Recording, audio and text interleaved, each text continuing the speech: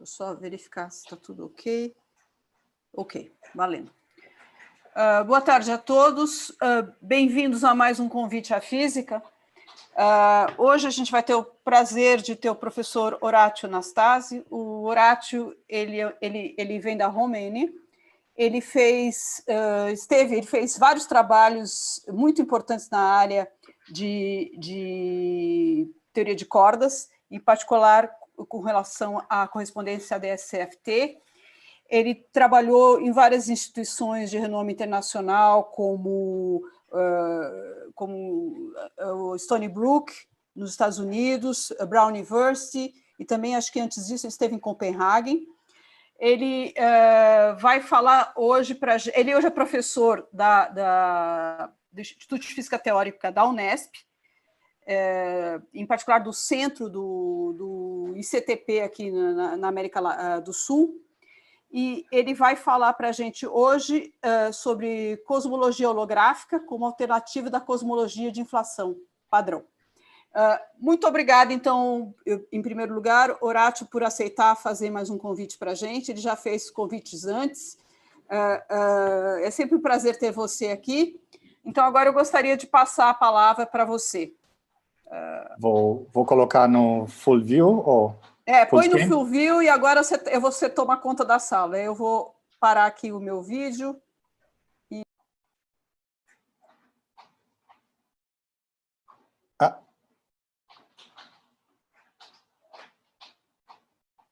Acho que algo deu errado. Não está vindo? Por que está com algum problema? Tenta de novo. Ai. Não deveria ter feito isso. Mas tudo bem. Vai no share. Não, que não... ok. Era muito lento. Está vindo, está chegando alguma coisa. Não, eu tirei ele mais fácil assim, porque... Tudo bem. Se tem alguma coisa errada... Tudo bem, sem problemas. Então, vai lá. Ok, primeiramente, obrigado pelo convite. Como a Renata falou, eu já fiz isso mais presencialmente, é a primeira vez que faço esse convite à física online. Como foi anunciado, o assunto desse seminário vai ser cosmologia holográfica, que é uma alternativa da cosmologia de inflação. Então, eu vou primeiramente dizer o que é cosmologia, depois o que é inflação, e depois o que é essa alternativa chamada cosmologia de inflação, cosmologia holográfica, desculpa. Então, primeiramente, o que é cosmologia padrão? Sabemos que estrelas, galáxias, tudo realmente que existe no universo se distancia na média de nós, na média de qualquer ponto no universo, mas em particular de nós, com a velocidade que é proporcional com a distância. Quer dizer, a velocidade é uma constante h vezes a distância entre nós e o ponto estudado. Agora, essa relação, na verdade, não é exatamente proporcional. Só para pontos bastante perto é proporcional, e para pontos um pouco mais longe tem algumas correções. Mas, na primeira aproximação, temos esse tipo de relação. Agora, vocês podem perguntar como vamos medir a velocidade? Como vamos saber que velocidade tem uma estrela ou uma galáxia muito longe de nós, quando nós não podemos ir lá? Podemos determinar isso usando o efeito, tal chamado efeito Doppler, que significa que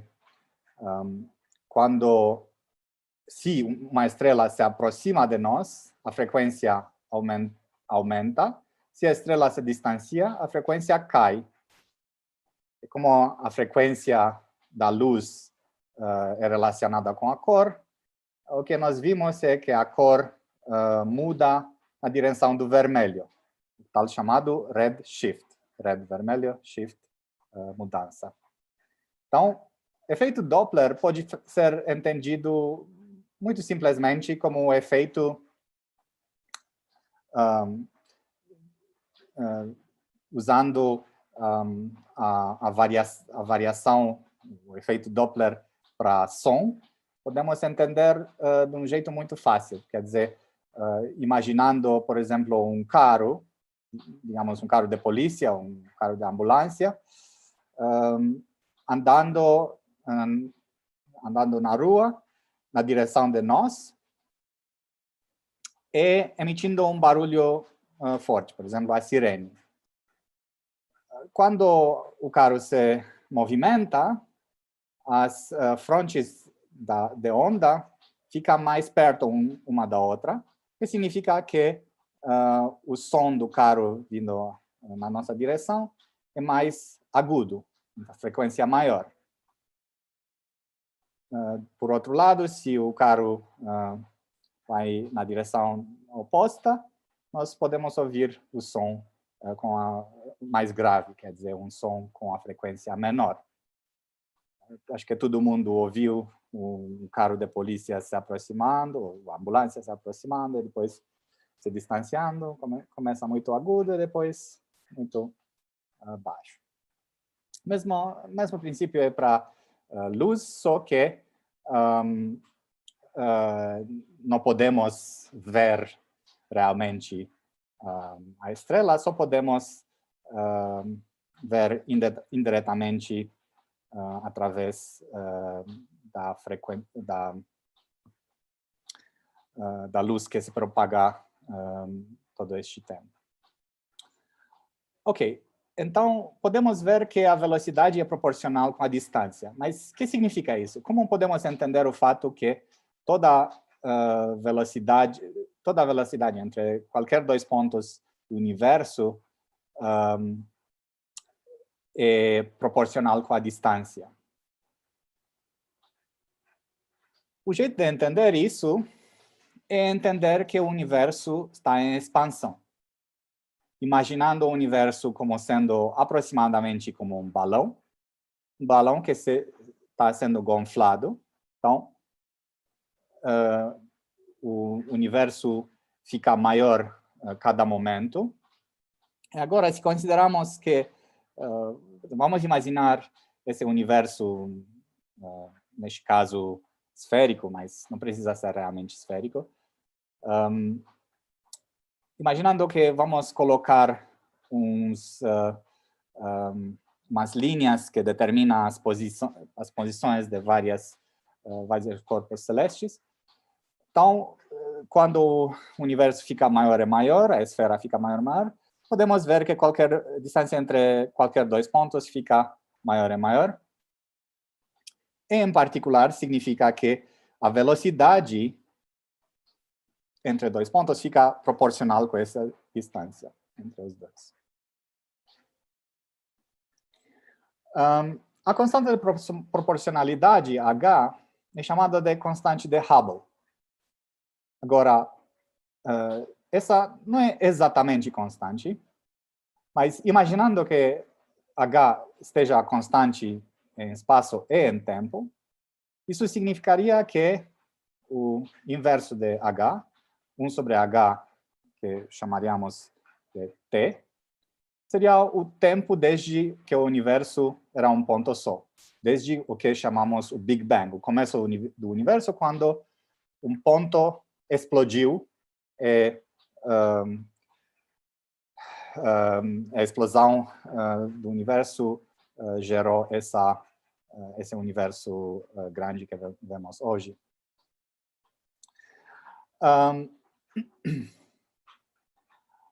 Então, H não é exatamente constante em tempo. Depende um pouco do tempo.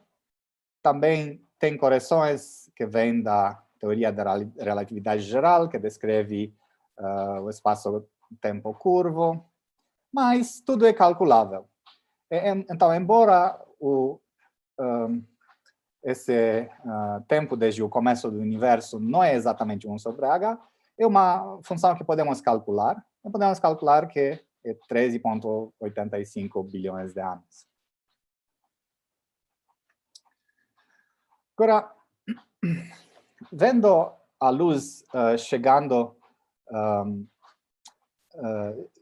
de mais longe, quer dizer, viajando mais tempo, significa, segundo o que falei, mais redshift, que significa ainda que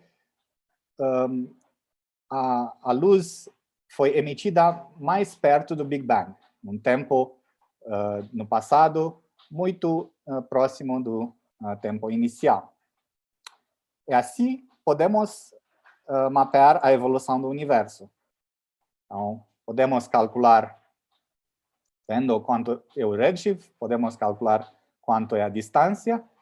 E se a distância é maior, o tempo é mais perto do Big Bang, então podemos mapear a evolução do universo. Usando esse mapeamento, podemos obter uma imagem deste tipo. Podemos ver que, a um certo momento, as galáxias foram formadas, depois mais perto as estrelas foram formadas, depois mais perto do Big Bang as galáxias foram formadas, e até um certo limite. Então, o limite máximo da distância de onde a luz pode vir é determinado basicamente do começo do universo, do Big Bang. Mas, na verdade, tem uma distância ainda menor, um limite mais próximo de nós, que é o ponto no qual o universo fica opaco. Opaco significa que os fótons, em vez de ir até nós sem interação, começam a interagir com a matéria. Opacidade significa isso, que os fótons, a luz, interagem com a matéria. Agora, este momento, quando a luz, o momento no passado, quando a luz começa a interagir com a matéria, é um momento quando se gera uma certa radiação chamada radiação cósmica de fundo, ou Cosmic Microwave Background Radiation, CMBR, em inglês. E podemos pensar nisso como, basicamente, o som do Big Bang, né? Ok, na verdade, o que vimos é luz, mas a analogia com som, com oscilações acústicas, é quase perfeita. Então, num certo sentido, o que vemos no Cosmic Microwave Background Radiation são oscilações que vêm basicamente do começo do universo. Agora, o que significa isso? A primeira observação é que a radiação cósmica de fundo parece homogênea e isotrópica, com uma grande isotrópica com muita boa precisão. Na verdade, com precisão de 1 em 100 mil. Mas, a 1 em 100 mil, podemos observar pequenas flutuações. Então, essas flutuações são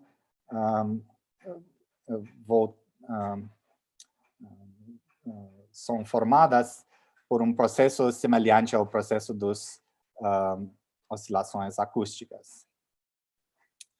Então, essa radiação se propaga do começo do universo, do Big Bang, e congela esse som, essa radiação congela no momento de desacoplamento, no momento quando a luz começa a atravessar o universo sem interação.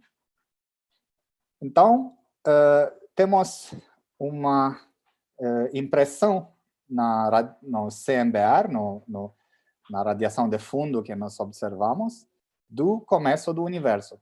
Usando essa, podemos descrever o que aconteceu no começo do universo. E o que vimos é o seguinte. As flutuações no CMBR, no céu, são representadas aqui graficamente. Agora, tem que imaginar que a maior parte dessa radiação é no background, que, como eu falei, é 100 mil vezes maior do que as flutuações, porém, sendo que o sinal é tão forte, podemos, na verdade, podemos medir essas pequenas flutuações, medi-las tão bem que podemos até verificar as correlações entre pontos diferentes no céu. O que está sendo medido aqui? A função de correlação, correlações entre dois pontos, como uma função de 1 sobre ângulo no céu, ou frequência. E como você pode ver, esse gráfico é muito perto do gráfico de uma oscilação acústica. Aqui um gráfico mais antigo, aqui um mais recente, mas é a mesma função sendo medida. Por que digo que esse sinal é tão forte? Porque, por exemplo, agora, eu sou mais velho do que a maioria das pessoas que estão ouvindo, mas acho que todo mundo, se não vivenciou, pelo menos sabe que tem televisores, antes dos cabos, tinha só antenas, né? E também a maioria dos canais tinha um tempo fixo. Entre os tempos de emissão, tinha um período onde você podia observar só o estático que está sendo detectado do ambiente, da atmosfera. Neste caso, mais ou menos 10% do sinal que estava sendo detectado no televisor, na televisão, era da radiação cósmica do fundo. Então, o sinal é extremamente forte. A outra coisa aqui, eu falei que essa é a frequência. A analogia é bem clara, porque o que está sendo medido nessa axe, esse eixo é 1 sobre o ângulo, 1 sobre a distância. E distância eu relacionei com o tempo, desde quando foi emitido a luz. Então, 1 sobre tempo pode ser pensado como frequência. Ok, então, usando esta radiação cósmica de fundo, podemos ter informação sobre o ponto do começo do nosso universo, o Big Bang. E, na verdade, pouca informação sobre tudo que aconteceu desde então. Mas tem um limite entre o Big Bang e o ponto inicial da CMBR, que é mais ou menos 300 mil anos atrás. Este ponto se chama o ponto quando os núcleos dos átomos foram criados, o Big Bang Nucleosynthesis. Neste momento, desse momento até hoje, mais ou menos sabemos toda a física necessária para descrever tudo. Então, tudo o que acontece depois do Big Bang entendemos bastante bem. Mas antes do Big Bang Nucleosynthesis, que corresponde a um tempo de alguns segundos depois do começo do universo, tem só adivinhação, tem só modelos para o que aconteceu, e usando esses modelos nós tentamos medir, tentamos ver se o modelo dá os mesmos resultados com respeito ao CMBR, que tantos resultados como que estamos medindo experimentalmente. Mas tem um modelo que é considerado até agora modelo padrão para o começo do universo, chamado inflação. Essa inflação significa exatamente o que a palavra sugere, uma expansão acelerada do universo, geralmente exponencial. Do mesmo jeito que, digamos, inflação monetária significa um crescimento exponencial do preço de alguns produtos. Então, uma expansão acelerada do universo, usando essa inflação, podemos obter algumas flutuações quânticas no tempo da inflação, que depois se propagam e aparecem como essas flutuações observadas no CMBR. Então, essa inflação consegue explicar o espectro de flutuações. Agora,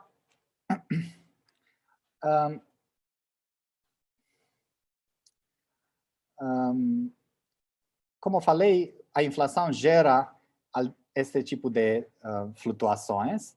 As flutuações são geralmente de dois tipos. Ondas de densidade, que são as ondas mais fáceis de entender, são basicamente a mesma coisa que ondas acústicas de pressão.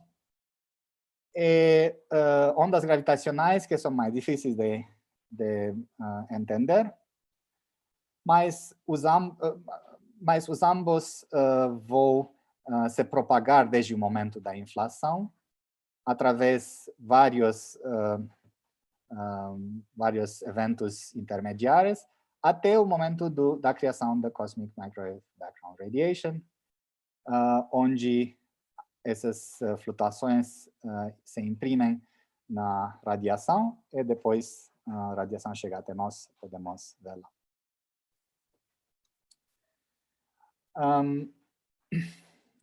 A inflação, essa expansão acelerada do universo é gerada por um potencial aproximadamente constante, chamada constante cosmológica.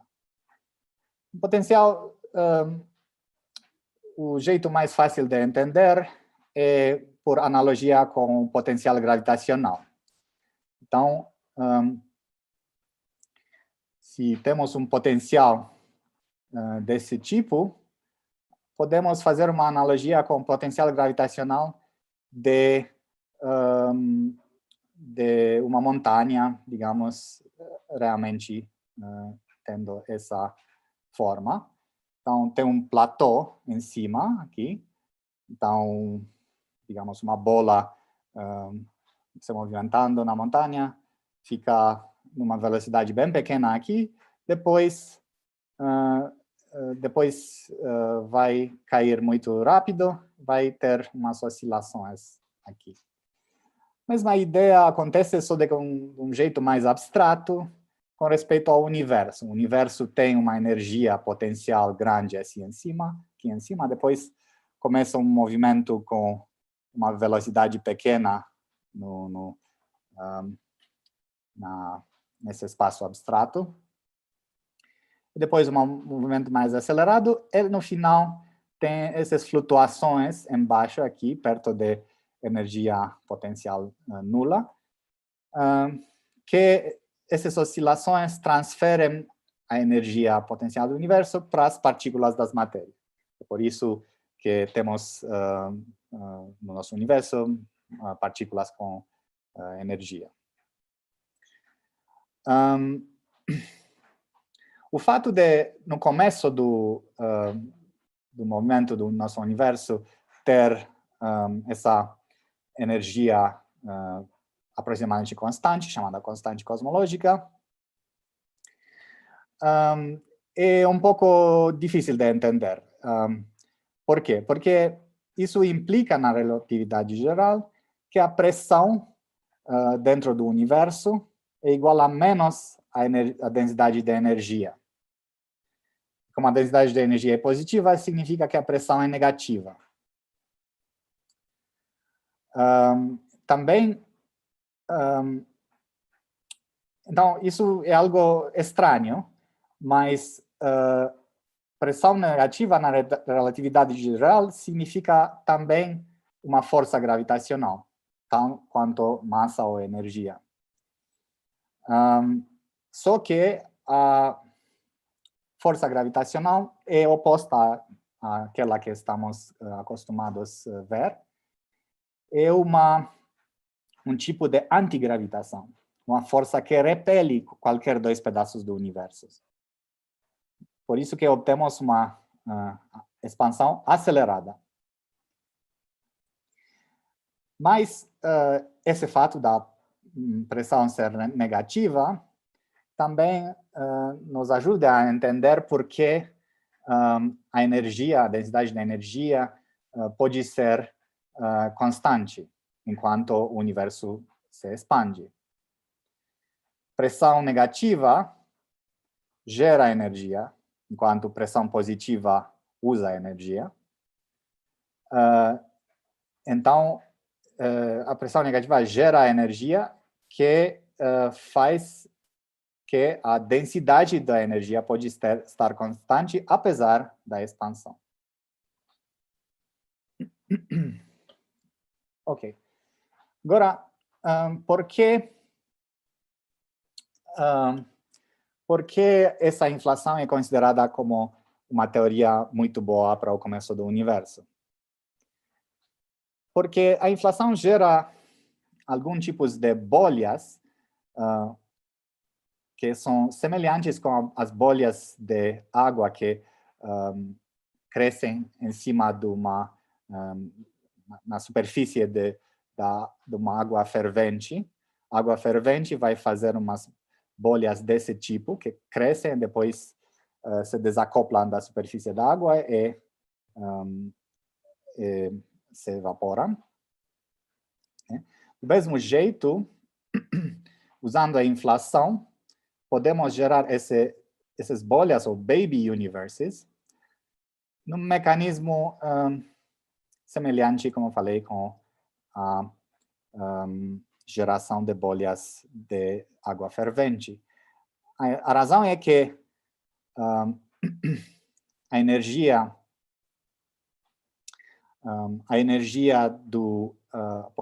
potencial do universo tem uma relação direta com a aceleração da expansão. Maior a energia, maior a aceleração.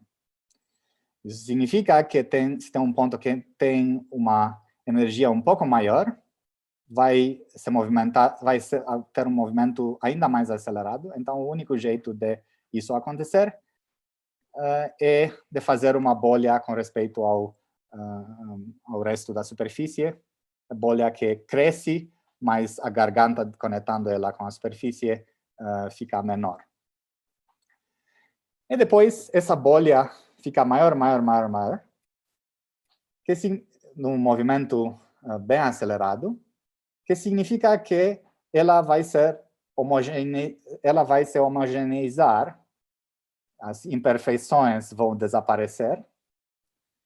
Depois,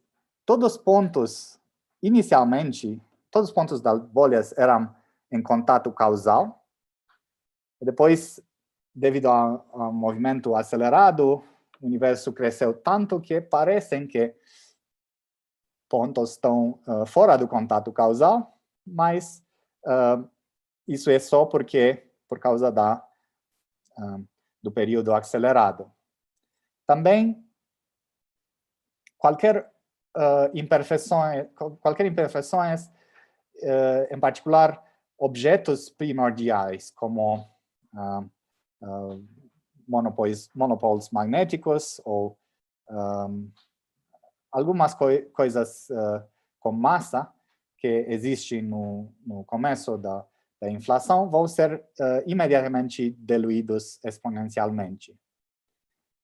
E também essa bolha, depois de uma expansão exponencial que dura bastante tempo, vai parecer para qualquer observador que pode só ver coisas perto dele, vai parecer quase plano, quase sem curvatura. Então, a bolha vai ficar tão grande que vai parecer sem curvatura bem rapidamente.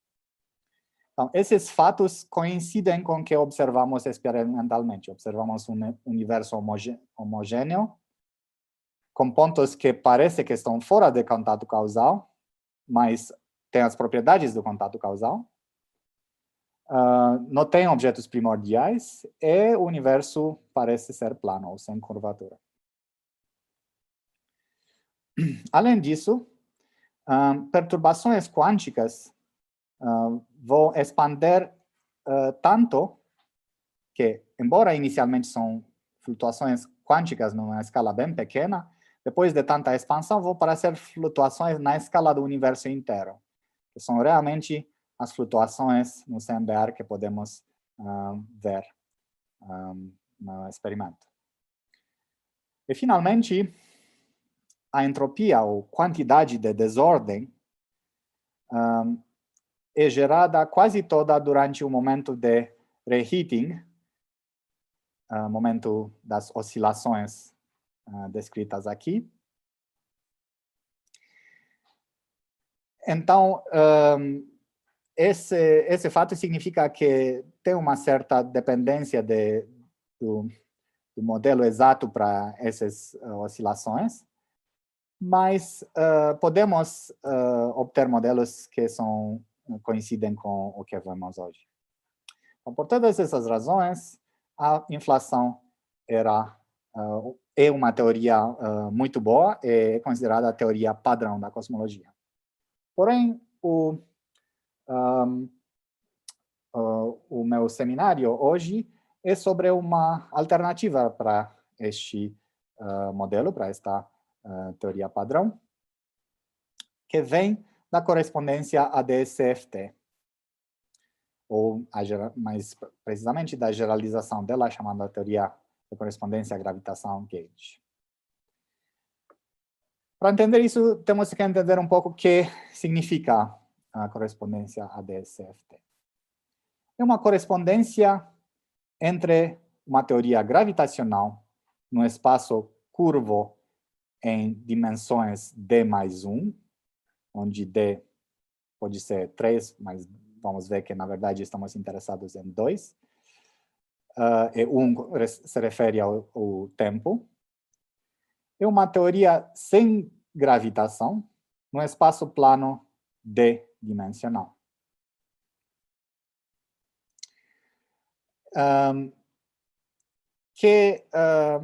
Especificamente, o que significa isso? Que significa que um lado dessa correspondência é algo que queremos descrever.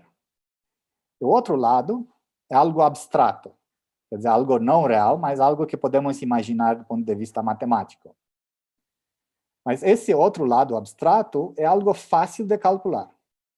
Isso significa que, usando este lado, podemos calcular algo que era normalmente difícil do lado real. O caso usual da correspondência ADS-CFT, o caso que foi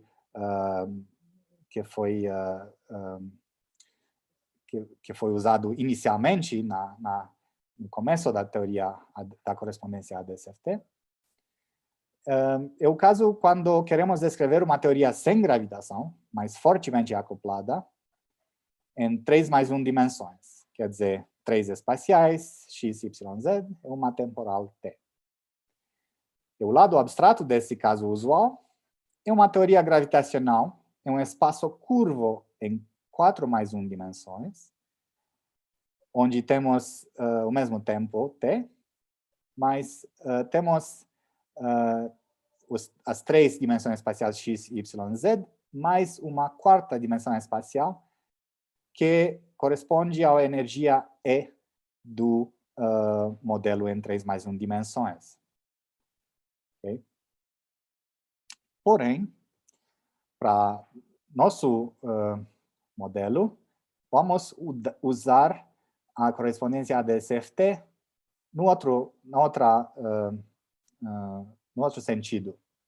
Vamos aplicar para o caso quando queremos descrever uma teoria com gravitação em 3+1 dimensões, x, y, z e t, em termos de, quer dizer, o lado abstrato, é uma teoria sem gravitação, mas num espaço plano 3-dimensional, x, y, z. Ok. Agora, vamos descrever um pouquinho o que significa essa correspondência. É um exemplo de dualidade.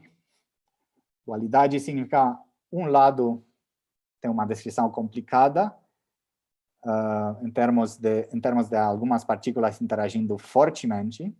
O outro lado é simples, em termos de coisas fracamente acopladas, mais abstrato. Então, temos uma relação entre um lado fortemente acoplado, um lado fracamente acoplado, entre algo complicado e algo simples, e entre matéria e gravitação. E, correspondentemente, espaço plano para a matéria e espaço curvo para a gravitação. O caso usual, onde queremos descrever teoria sem gravitação usando uma teoria com gravitação, é descrito em termos de, como se chama, diagrama de Penrose, que eu tentei descrever aqui. Vocês têm que imaginar que isso é um cilindro infinito. O tempo é infinito e vai da menos infinito a mais infinito, assim. Mas a parte espacial é finita nessa diagrama. Finita esférica, né? Então, nesta diagrama, a fronteira, a fronteira indo para infinito na direção espacial é representada por esse círculo aqui.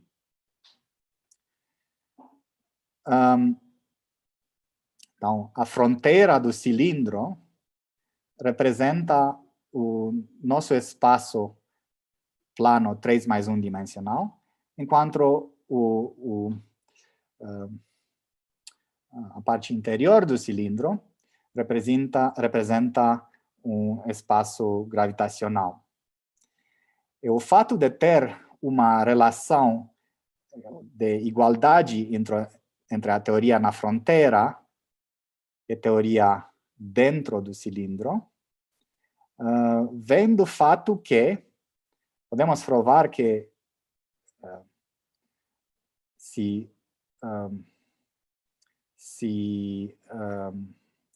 vamos mandar um raio de luz de um certo ponto dentro do cilindro até a fronteira e de volta, vai demorar um tempo finito. Isso parece algo muito bizarro, mas é uma consequência da relatividade geral dentro desse espaço curvo. Então, isso significa que tem uma probabilidade de descrever o que acontece dentro do cilindro, usando só o que acontece na fronteira do cilindro. Ok. O outro jeito de pensar nisso é usando a analogia com hologramas.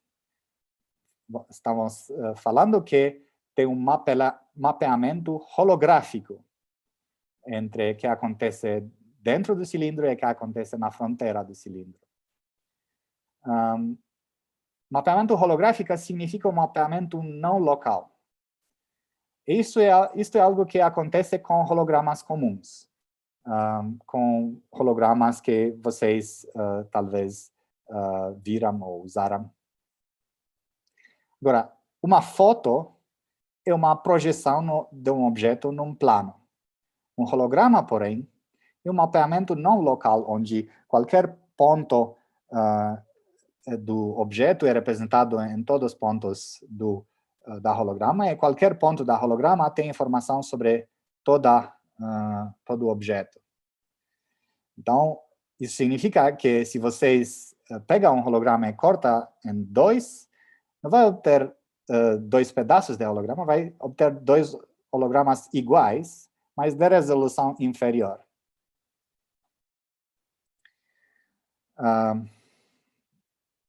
Então, para tentar um pouco descrever aqui,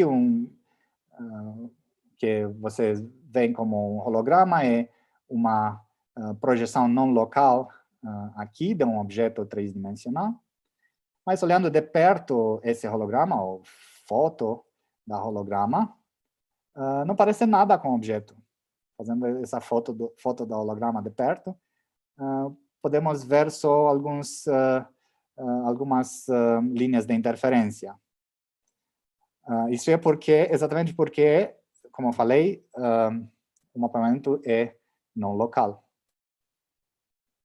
A informação é localizada em qualquer pedaço. Ok, então, vimos que existe esta correspondência ADS-CFT, que é uma correspondência não local,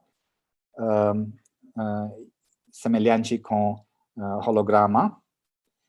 Tem um mapeamento holográfico entre uma teoria numa fronteira no espaço e uma teoria no espaço mesmo. Mas, para aplicar para o nosso caso da cosmologia, ao contrário do caso usual, queremos descrever um lado gravitacional real, né? Porque a cosmologia é uma teoria gravitacional. Então, descrever um lado gravitacional real em 3+1 dimensões, x, y, z e t.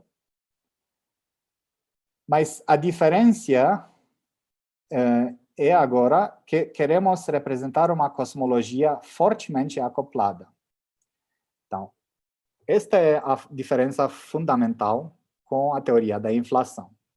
Na teoria da inflação, para poder fazer cálculos, na verdade, isso é a única razão, só para poder fazer cálculos, mas não tem uma razão fundamental, em princípio.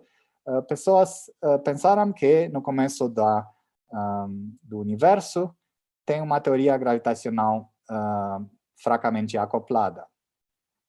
E isto é bem particular porque, perto do Big Bang, temos que o universo inteiro fica dentro de um espaço bem pequeno, onde seria normal imaginar que a gravitação é bem forte. Então, mas se a gravitação fosse bem forte, usando a inflação é muito difícil de calcular qualquer coisa. Agora, porém, temos a possibilidade de usar a correspondência ADS-CFT. Então, imaginando que essa teoria gravitacional, essa cosmologia fortemente acoplada, podemos usar a correspondência ADS-CFT na direção oposta. Quer dizer, usando uma teoria sem gravitação, mais fracamente acoplada. Então, para repetir um pouco, a cosmologia desejada é quando perto do Big Bang a gravitação é tão forte que o espaço-tempo flutua quanticamente ao ponto de não poder nem falar de geometria. Se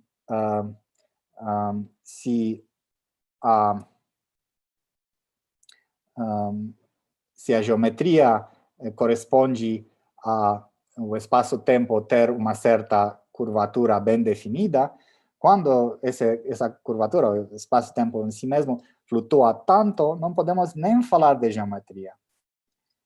Então, sem a correspondência ADS-CFT, seria impossível descrever qualquer coisa usando a gravitação. Mas, usando a correspondência ADS-CFT, podemos podemos escrever essa cosmologia em termos de uma teoria sem gravitação, fracamente acoplada, em 3 dimensões espaciais, x, y, z. Então, neste caso, vamos descrever a cosmologia do ponto de vista dessa teoria em 3 dimensões. Então, agora temos uma descrição realmente do tipo holograma. Queremos fazer um holograma da cosmologia. O que mais, usando o mapeamento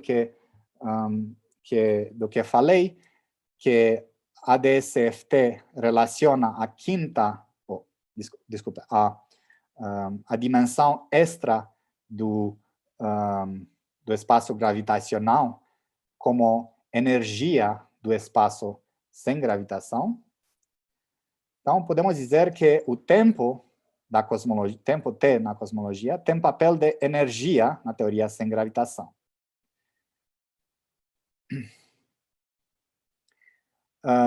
Mas nessa teoria sem gravitação com dimensões x, y, z, podemos ver que entre esses 3, na verdade, só 2 delas podem ser descritas como espaço. A terceira deve ser descrita como um tipo de tempo, né? Então, temos realmente uma teoria com 2 coordenadas espaciais, descrevendo uma cosmologia com 3 coordenadas espaciais. Então, isso é realmente como numa holograma real. Então, realmente, estamos fazendo um holograma de uma cosmologia que não podemos calcular do outro jeito.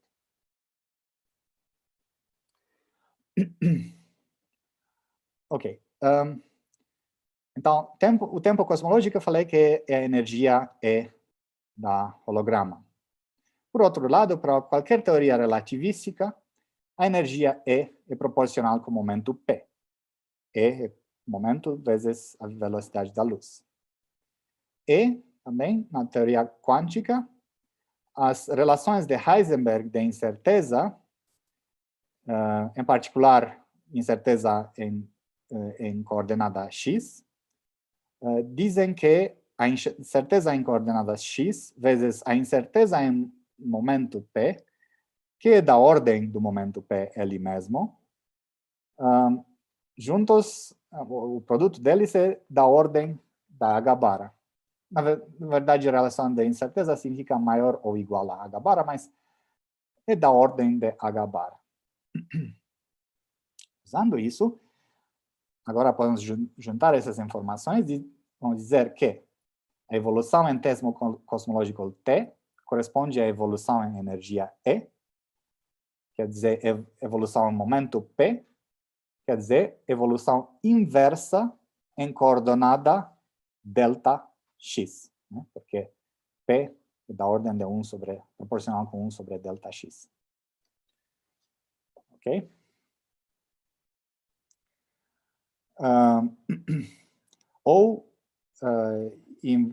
Usando 1 sobre tudo isso, evolução em coordenada delta x em evolução inversa, na direção de t igual a 0, no tempo cosmológico t. E agora estamos lembrando do que falamos antes, quando descrevemos a CMBR, e falamos que evolução inversa no tempo cosmológico t, indo mais perto do Big Bang, significa vendo escalas maiores e maiores no céu, no CMBR. Então, evolução em coordenada delta x corresponde a escala maiores e maiores no CMBR. Ok. Como vamos descrever isto? Vamos dizer que a evolução em então, que a evolução em delta x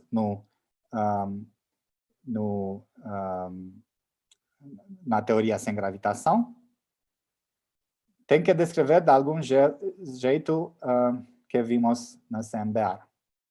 Mas o que significa essa evolução em ΔX numa teoria sem gravitação? Tem um jeito bem definido de descrever isso. Isto é, fazer média das perturbações numa área maior e maior. O termo técnico para isso é Renormalization Group Flow, ou RG Flow. Para ver o que isto significa, vamos olhar alguns exemplos aqui. Vamos considerar uns spins, que significa uns vetores que têm orientação ou para cima ou para baixo. Então, vamos fazer uma média sobre quadrados com 4 spins. Né? Então, vamos olhar, por exemplo, média nesse quadrado. Podemos ver que tem 3 spins para baixo, 1 para cima, então a média é um spin para baixo aqui. Né? Por outro lado, aqui, por exemplo, tem 4 spins para cima, a média é um spin para cima. E tal, e tal. Então, fazendo média nesses spins, vamos obter esse novo spin. Né? Então, esses spins são um modelo muito simples para uma teoria sem gravitação. Mas podemos descrever também um jeito diagramático. Né? Vamos dizer que tem uns pontos numa foto, né? Tem certos pontos, e vamos fazer a média desses pontos. Primeiro nesse quadradinho aqui, que depois vira isso. Em vez de um quadradinho, vamos ter um outro ponto. Depois, aqui, em vez desse quadrado, vamos ter outro ponto. É assim, em vez de uma teoria com muitos pontos, temos uma teoria com menos pontos, ou depois uma teoria com ainda menos pontos. Mas, fazendo isso, podemos também rescalar a foto aqui. Então, podemos dizer que, depois de tudo isso, depois dessa operação, a dimensão desse quadrado final pode ser reescalada para ter a mesma dimensão que aqui. Então, se a foto é muito grande, olhando num pedaço nela,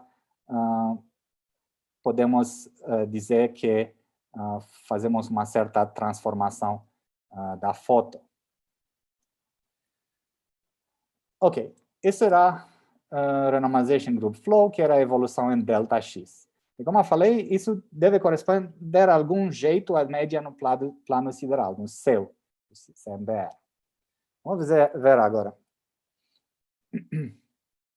Então, falei aqui da última vez, falei sobre a média de uns certos pontos numa foto. Então, aqui, vamos olhar realmente uma foto. Né? Então, imagina que isso é só um pedaço de uma foto muito maior. Né? Então, fazemos a média, do jeito que falei antes, e depois reescalamos, quer dizer que fazemos um zoom out dessa foto para ver uma dimensão maior, mas depois de fazer a média. Então, vamos ver algo assim, depois algo assim, algo assim, algo assim. Aqui no lado direito também temos algumas flutuações aqui, algumas grandes flutuações, mas depois de fazer a média, vamos ver umas flutuações menores. Depois de fazer mais uma média, flutuações ainda menores. Né? Então, depois desse RG flow, dessa média, em vez de uma foto deste tipo, imaginando que sempre que isso é só um pedaço de uma foto muito maior, podemos ver uma outra, depois do RG flow, vemos uma outra foto que é bem mais uniforme, né? Quer dizer, tem menos flutuações. Agora, vocês podem ver até, sei lá, só com o olho pode ver que tem uma certa relação entre esse tipo de foto e a foto do CMBR no céu. Né? Isso não é algo aleatório, mas realmente usando a descrição que eu já dei, podemos ter uma relação bem definida entre os dois. O que pode acontecer é que depois, um certo momento, depois de um número de RG flows, ou talvez até depois do primeiro, depois dessas médias, vamos obter a mesma coisa. Quer dizer, algo que parece do mesmo jeito. O que chamamos de algo self-similar, autossimilar, né? Isso significa que, do ponto de vista técnico, que correlações entre variáveis entre dois pontos x e y são uma potência de x menos y, algo desse tipo. 1 sobre a distância, x menos y, uma potência 2 delta. E dependendo da potência, quer dizer, dependendo se a potência é maior ou menor do que um certo número, podemos resolver o problema da homogeneidade. Então, dependendo da potência, quando fazemos esse RG flow, podemos ir mais rápido podemos ir bastante rápido até o ponto de self-similaridade, o que se chama também de ponto crítico. Usando essa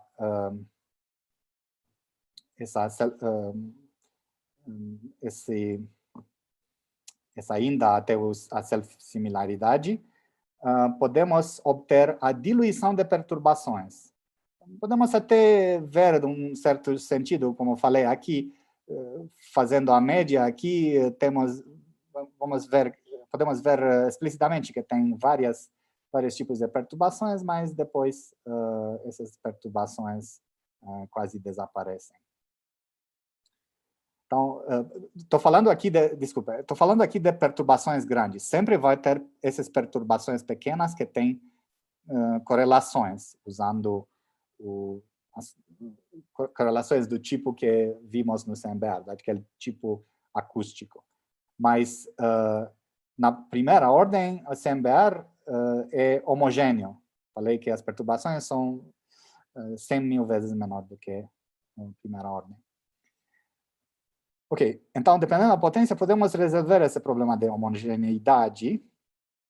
Também podemos resolver similarmente o problema da planeidade, não ter curvatura, e o problema do contato causal, e o problema dos objetos primordiais. Todos esses são diluídos usando esse Normalization Loop Flow, do mesmo jeito que usamos a expansão exponencial na inflação. E, finalmente, a entropia, a quantidade de desordem que podemos observar no universo, esta vem, na verdade, do procedimento de fazer média. Desse procedimento de fazer média que descrevi aqui, que se chama tecnicamente de blocking, que significa que tem vários estados microscópicos para o mesmo estádio macroscópico. Algo que já vimos aqui, por exemplo. Vimos que, digamos, esse quadradinho tem 3 spins para baixo, 1 para cima, e dá média dá para baixo. Mas também, digamos, sei lá, são esses 3, por enquanto, para esses 3 para baixo e esse para cima, dá o mesmo estado aqui. E pode ser também esse estado com 4 para cima, que dá também o spin para 4 para baixo, que dá também um estado para baixo. Então, tem várias possibilidades para o mesmo estado, usando esse blocking. E esse procedimento, com vários estados microscópicos para o mesmo estado macroscópico, é o que gera entropia, ou a quantidade de desordem. A entropia cresce na direção, na que direção? Falamos que essa direção é a direção de delta x, de evolução em ΔX, mas aqui falamos que evolução em ΔX corresponde à evolução inversa no tempo cosmológico T. Ok? Então, ou do outro jeito, a evolução no tempo cosmológico T é a evolução inversa em ΔX, que gera entropia. Então, usando isso, na verdade, podemos definir algo que era uma questão não tão bem decidida antes, como definir a direção do tempo, que se chama arrow of time, sendo que quase todos os processos físicos de que sabemos são reversíveis. Podemos ir para frente ou para trás com o tempo. A maioria dos processos físicos são os mesmos. Então, a questão é como definimos o tempo e como para definir que a entropia cresce. Aqui, a resposta é bem fácil. A entropia é definida para a direção do blocking. A direção da entropia, então, a direção do tempo, é definida como a direção do blocking na teoria três-dimensional. Então, podemos resolver todos os problemas que a inflação resolve. E também, de um certo jeito, melhor que a inflação. Também podemos descrever esse arrow of time, também podemos descrever melhor o fato da condição inicial. A inflação tem que ter uma condição inicial bem especial, onde a gravitação é fracamente acoplada, mas tem uma velocidade, o universo tem uma velocidade pequena. Mas então aqui o estado inicial é o mais geral possível. Então, essa teoria nova, usando correspondência ADS-FT, é pelo menos igual, a não ser melhor do que a inflação. Eu acho que deve ser estudada mais. Isso foi tudo. Obrigado pela atenção. Obrigada. Então, agora vamos às perguntas. Antes de mais nada, deixa eu pedir para o pessoal ligar os microfones para a gente agradecer com uma salva de palmas, por favor.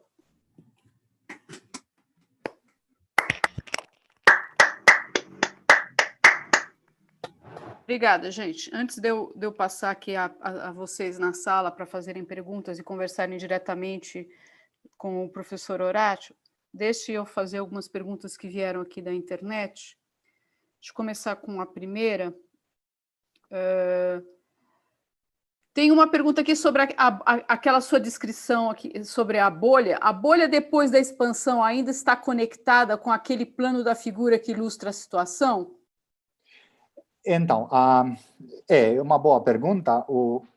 Então, o que eu queria que você imaginasse é como se forma essa bolha no caso da água, né?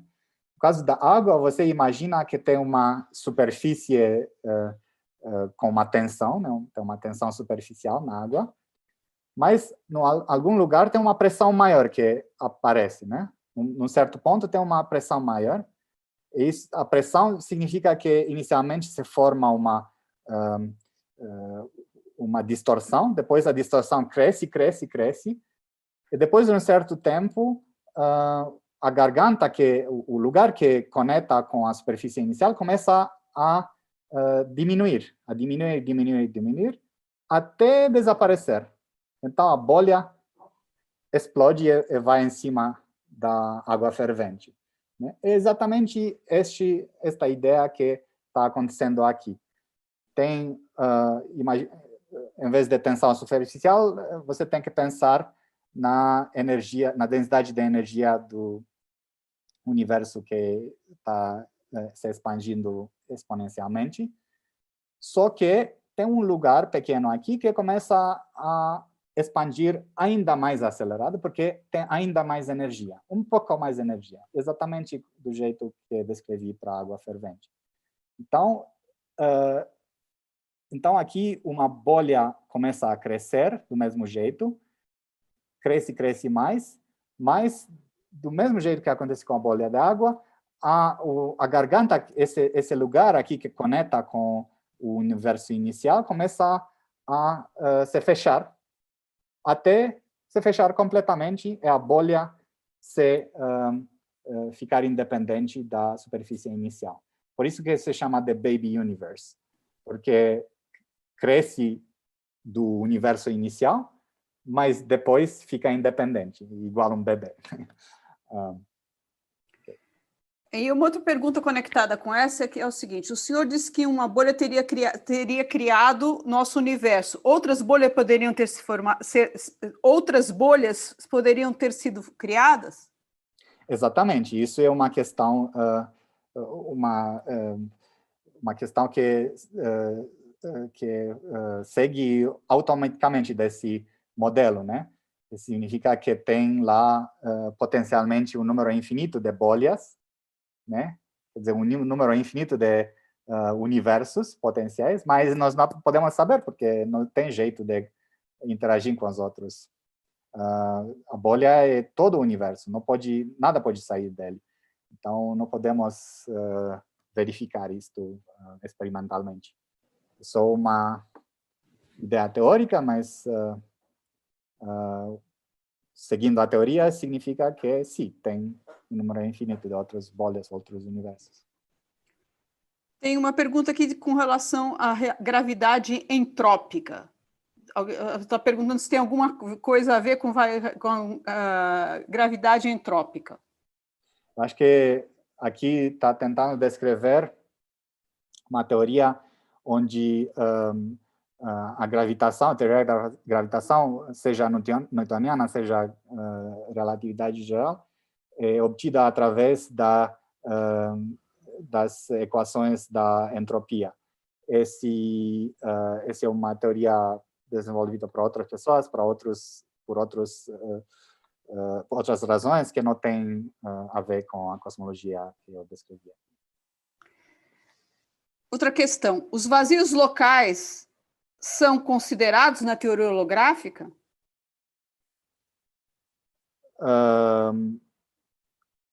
Vazios locais no sentido de... não sei exatamente, eu acho que talvez no sentido de... do observacional no universo, do fato que tem várias regiões no universo que parecem vazias, é isso? O fato que tem algumas perturbações? Não sei, isso? porque eu recebi a pergunta. Eu acho que isso significa. Sim.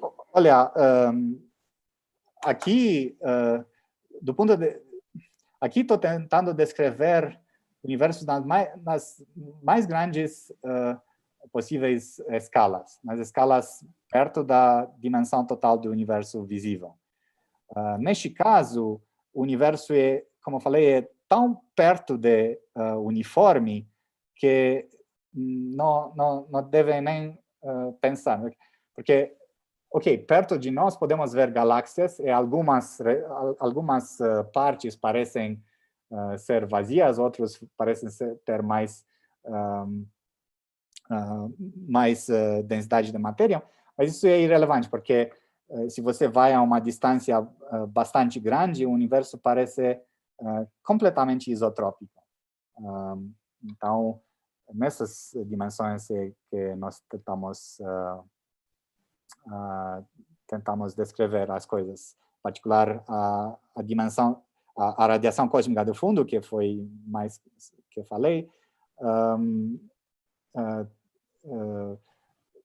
corresponde às dimensões até, digamos, 1 sobre 100, 1 sobre 1000 da dimensão total do universo visível.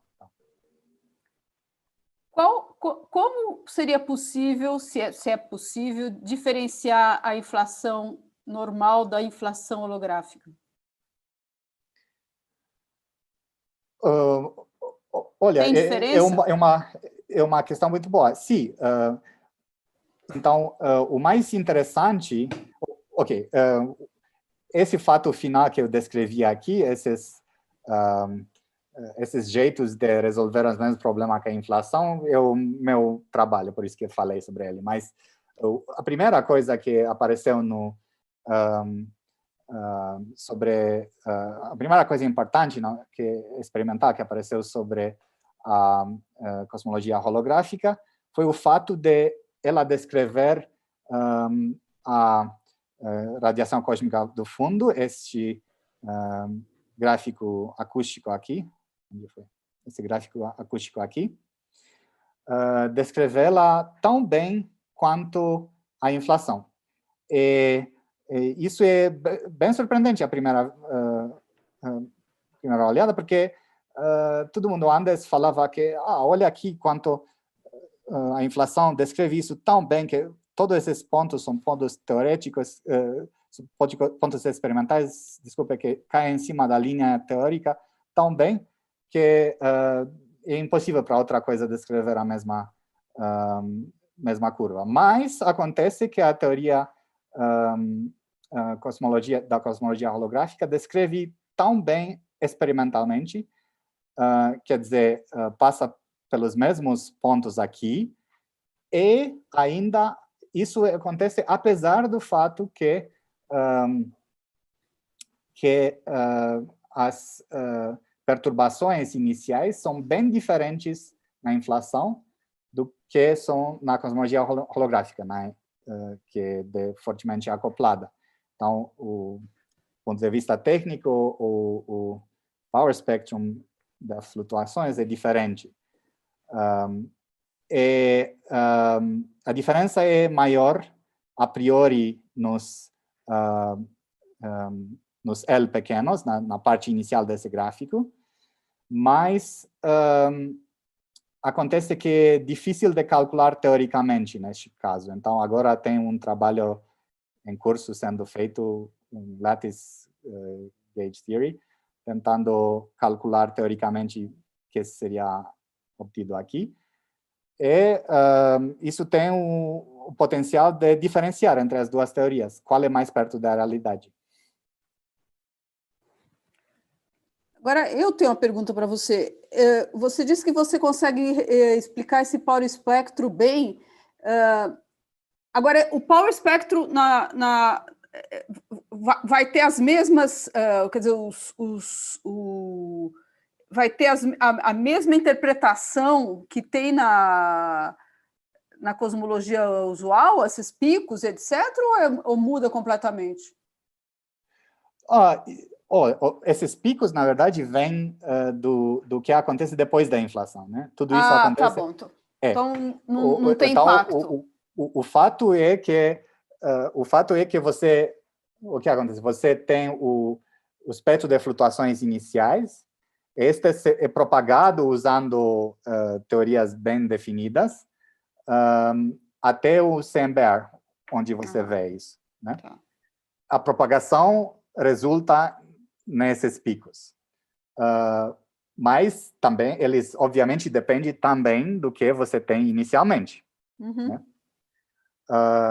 E uma coisa bem surpreendente para mim, pelo menos, foi que as duas funções bem diferentes, no caso da inflação, a função, vamos ser técnicos agora, porque você perguntou, k to the ns of k minus 1, né? Essa é a função da inflação. E agora, no caso da cosmologia holográfica, é 1 sobre 1 mais log k. Né? Então, duas funções bem diferentes. Ok, do ponto de vista numérico são perto, mas do ponto de vista funcional são bem diferentes. E mesmo assim, eles dão o mesmo fit. Algo incrível, algo q ao quadrado que define a qualidade do fit. Acho que é 840, em um caso 830,5 no outro. Quer dizer, são dentro de um sigma, que significa que são basicamente iguais. Então, Ok. Interessante. Bruno, por favor. Oi, professor Horácio, muito obrigado pela apresentação. E eu queria perguntar uma coisa que, não sei, para mim ficou a impressão que essa última parte da apresentação, da seta do tempo, entrou um pouco em conflito com o início, que o senhor, desse mesmo slide que o senhor comparou a radiação da CMBR com o espectro de radiação de um corpo negro, né?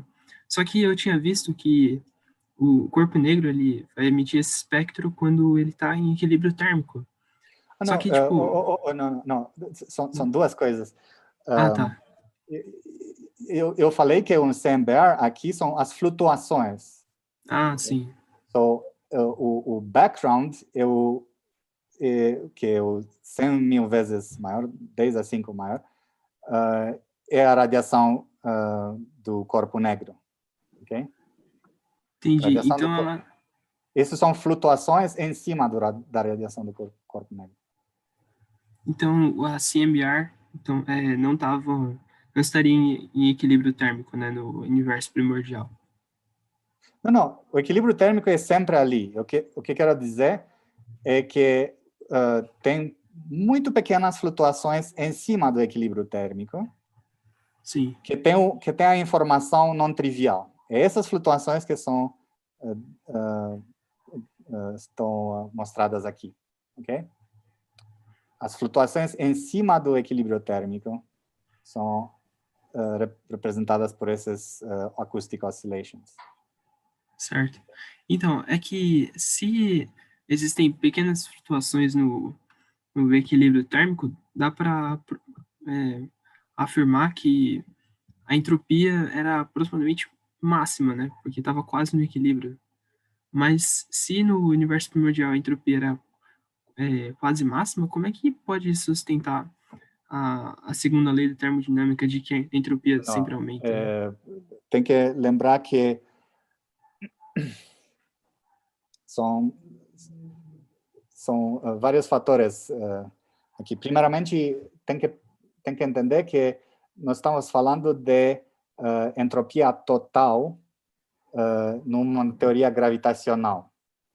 Então, na verdade, a questão, acho que não lembro quem foi primeiro, alguém importante que observou isso, que a entropia total do universo é muitas ordens de magnitude menos do que poderia ser, menos do máximo. Porque o máximo corresponderia à entropia gravitacional só de buracos negros. E nós temos uma entropia muito menor do que isso. Temos a entropia toda, essa é a entropia de matéria, que, porém, é muito menos do que a entropia gravitacional. Okay? Entropia... entropia no nosso universo, eu esqueci o número exato agora, mas é da ordem, entropia no nosso universo visível, até onde podemos ver, é da ordem a 10 a 88, mas a entropia máxima, acho que é da ordem a 10 a 130, algo assim. Nossa, bem maior. E, mas sobre o final da apresentação de que sobre a seta do tempo, né? Então, tipo, a segunda lei da termodinâmica seria basicamente a única lei física que distinguiria o passado do futuro. Mas se a gente fala de gravidade entrópica... Ok, isso é exatamente. Usando essa teoria, em particular, foi uma das razões para introduzir isso, foi exatamente a linha do tempo, a arrow of time, né? Agora, o problema é que essa teoria é na infância, então você não pode fazer quase nada com ela. Entendi. Mas quando a gente se refere à gravidade entrópica, não seria necessário, por exemplo, quantizar o espaço-tempo para conseguir falar de uma entropia Exatamente, associada. não, por isso que eu estou falando de que é uma teoria na infância. Então, não tem como são fugir, né? só uns 2, 3 papers muito básicos que foram escritos. Certo. São interessantes, mas É um toy model. muito longe de escrever algo. Certo. Beleza. Obrigado. Nada. Mais alguém aqui na sala quer fazer pergunta? Não estou vendo nenhuma. Deixa eu te fazer uma pergunta, então, eu de novo. Quantos parâmetros livres você tem? Para o fitting com o CMBR? São os mesmos números de parâmetros, dependendo, quer dizer, são 6 e 7, dependendo como... Mas na inflação, mas você tem um parâmetro na inflação, não? Oi? Como é que na inflação, isso. Quando eu falo de inflação, realmente são realmente inflação com lambda CDM, que são realmente 6 parâmetros ou 7 se você faz um fit mais preciso. São os mesmo número de parâmetros para a cosmologia holográfica. Você tem o mesmo número de parâmetros ok, é isso que eu queria saber. Exatamente o mesmo número de parâmetros. Exatamente. Então, mas agora é interessante é que Kostas Skenderis, que é uma das pessoas que introduziu a cosmologia holográfica, alguns colaboradores usaram um modelo muito mais fácil com só 2 parâmetros que parecia toy model, só que o fit para a maior parte do gráfico é tão bom que pode ser que até vai ser um outro modelo melhor do que com menos parâmetros do que a inflação. Não sei, vamos ver, mas é possível. É possível ainda ter menos parâmetros. Menos parâmetros. Tá bom. Bom, mais uma oportunidade para fazerem perguntas. Não estou vendo. Deixa eu ver se no chat tem alguma pergunta. Não. Então, Horácio, eu gostaria de te agradecer. Muito obrigada pela essa explicação super interessante dessa teoria de cosmologia holográfica, que realmente parece uma coisa bem, bem interessante mesmo. E antes de eu me despedir de todo mundo, deixa eu lembrar a vocês que na semana que vem nós temos o nosso último convite à física do ano, que vai ser sobre sutilezas da teoria quântica com o professor Luiz Davidovich, do Rio de Janeiro, da UFRJ. Muito obrigada, Horácio. Muito boa noite para você e obrigada pelo ótimo colóquio. Muito interessante mesmo. Tchau, gente. Boa noite a todos.